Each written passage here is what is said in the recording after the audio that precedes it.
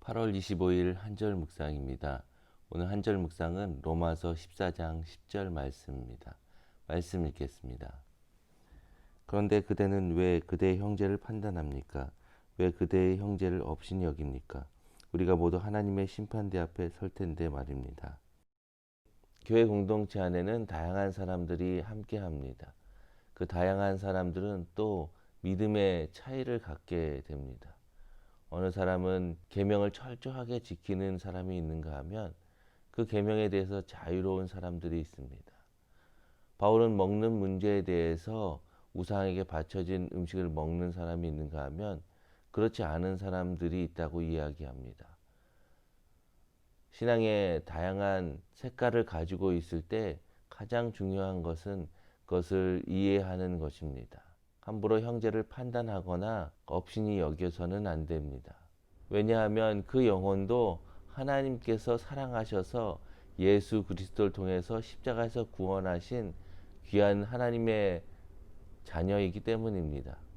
주님은 말씀하십니다. 한 영혼을 실족해 하는 자는 연자 맷돌에 매어 바다에 빠뜨리는 것이 더 낫다고 이야기합니다. 그만큼 하나님의 심판이 크다는 것을 말씀해 주고 계십니다. 우리는 형제를 비판하기보다 먼저 그 영혼들을 품고 용납해 주는 믿음이 필요합니다. 여전히 구원받은 우리도 연약합니다.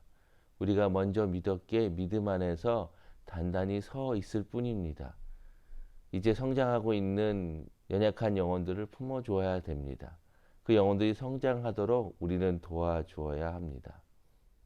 우리는 형제를 판단할 수 없습니다. 그에 대해서 우리가 자세히 알지 못하기 때문입니다. 그를 판단할 기준이 명확하지 않기 때문에 우리는 판단할 수 없습니다.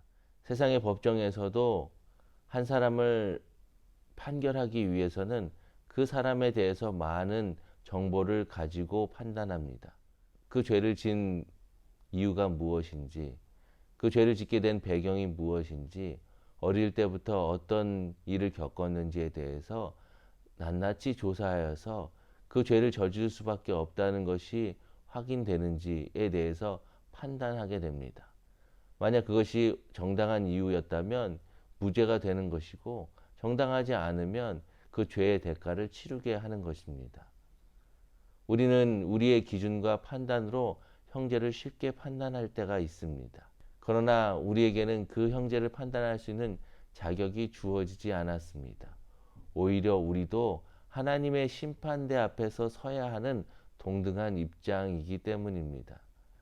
마지막 때에 우리도 하나님의 심판 앞에 서게 됩니다. 우리의 행위대로 얼마나 잘하고 살았는지에 대해서 판단하고 심판을 받아야 하는 사람들이 바로 우리입니다. 우리에게 주어진 것은 하나님의 사명을 감당하는 일입니다.